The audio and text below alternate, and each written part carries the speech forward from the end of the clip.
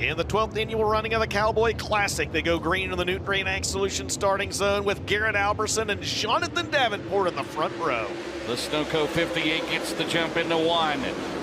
Garrett Alberson broke his own track record at Eagle. He was the fastest overall qualifier tonight. They come out at turn number 2. Davenport, O'Neill, Overton, Thornton.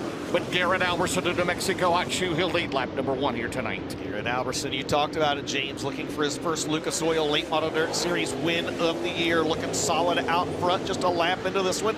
Still side by side for the second spot. Ricky Thornton Jr. went down to the inside of Jonathan Davenport. He'll try to go down to the inside again. That car's a little uneasy off the corner. Allow Hudson O'Neill to get run back to the outside. Hud back to third. RT fourth.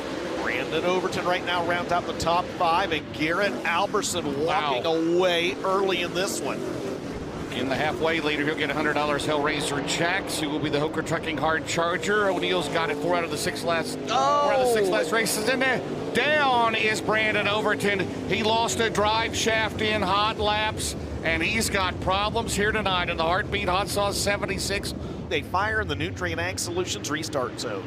Davenport second, O'Neill, Thornton burning your top 5. Running fourth last week at Eagle. Davenport will slide right through the middle. Here comes Thornton on the bottom. O'Neill up top. They try to go 3 wide down the back straightaway. O'Neill will split Thornton and Davenport. Good battle there, but Alberson again had a huge lead 2.5 seconds before the first caution, and he stretches it out already to turn 1 with 4 scored. And Hudson O'Neill with a nice move right there to momentarily move into the second spot. You really see the field fan out back there behind your race leader, Garrett Alberson. See Jonathan Davenport swing way wide on that restart. Shelves off. Ooh, baby.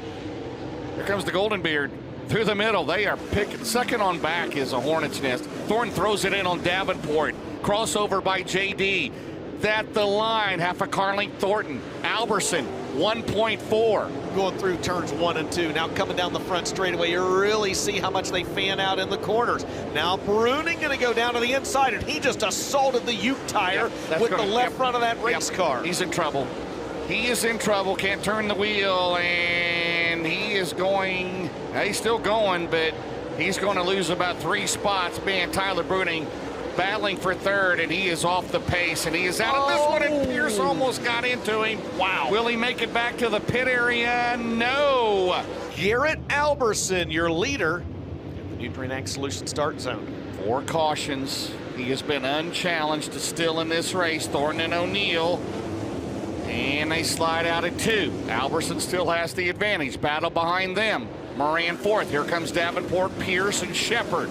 Off at turn 4, Garrett Alberson has led 25 consecutive laps here tonight. Look at this battle for second into turn 1, Dustin. Hornet's nest back there, man. Don't count Devin Moran out. Moran started back in 12th, and he's making some hay around the high side of this racetrack. The Double Down Motorsports number 99.